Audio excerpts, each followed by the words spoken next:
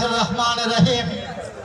বাংলাদেশ জামাত ইসলামী জলঢাকা উপজেলা শাখা কর্তৃক আয়োজিত আজকের এই বিক্ষোভ সমাবেশে সম্মানিত সভাপতি, আজকের এই সমাবেশে সম্মানিত প্রধান অতিথি, সমাবেশে সম্মানিত মেহমানবৃন্দ এবং আমার সামনে বসা সম্মানিত উপস্থিতি, আসসালামু আলাইকুম ওয়া রাহমাতুল্লাহ।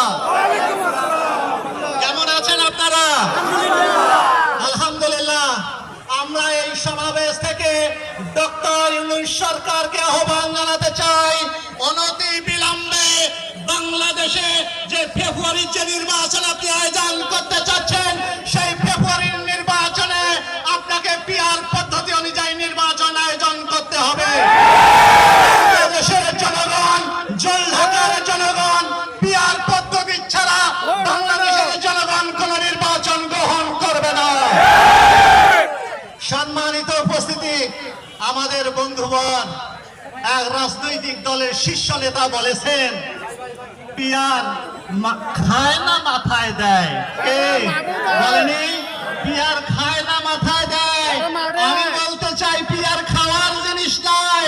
তবে আমি ওই বন্ধুগণ রাজনৈতিক দলের নেতাদেরকে বলতে চাই, পিআর আপনাদের মাথায় দেন।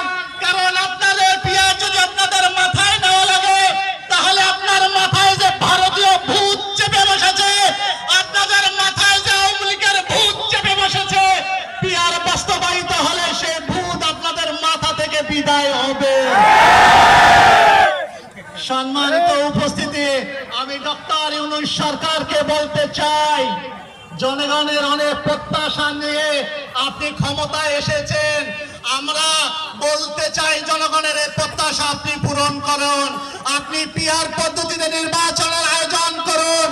পিআর পদ্ধতিতে নির্বাচন আয়োজন করলে বাংলাদেশে আর কোনো ফ্যাসিজম চালু হবে না।